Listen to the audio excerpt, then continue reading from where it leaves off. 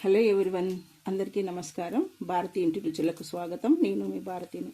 ఈరోజు మిల్లెట్స్తో పెసరట్ చేసే విధానం చూపిస్తున్నాను. ముందుగా పెసలు మిల్లెట్స్ నైటే నానబెట్టుకోవాలి. రాత్రి నానబెట్టుకున్న తర్వాత నీళ్ళు వంపేసి కొద్దిగా కొత్తిమీర, కొద్దిగా అల్లము, కొంచెం ఎర్రగడ్డ, కొంచెం తెల్లగడ్డ, 2 పచ్చిమిరపకాయలు, అంటే మనం ఎంత నానేసుకుంటే అన్నీ అనమాట. అంతే. నేను ఒక గ్లాసే నానేసినాను. మా ఆయన కొవ్వునికి, అందుకోసం ఒకటే వేశాను. ఇది గ్రైండ్ చేసుకుందాం.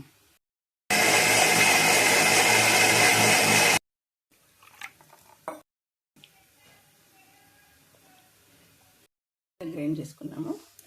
గ్రైండ్ చేసి కొంచెం గిన్నెలో వేసేసుకుందాం.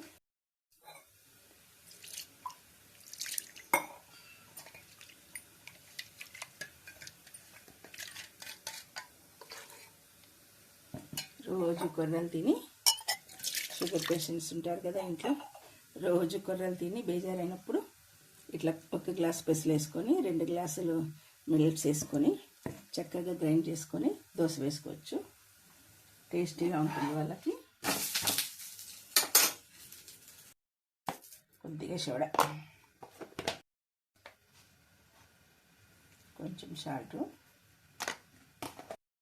కలిపి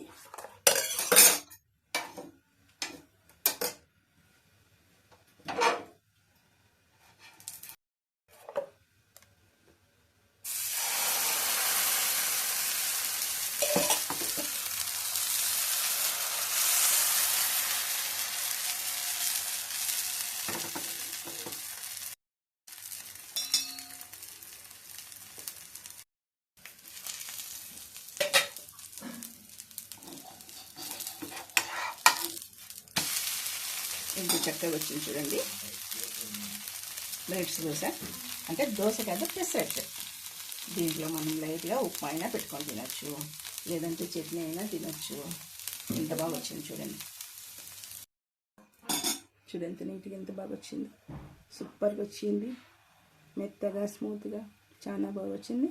ఇందులో అల్లం చట్నీ అయినా వేసుకోవచ్చు, కొత్తిమీర చట్నీ అయినా వేసుకోవచ్చు. ఏ చట్నీ అయినా టేస్టీగా ఉంటుంది.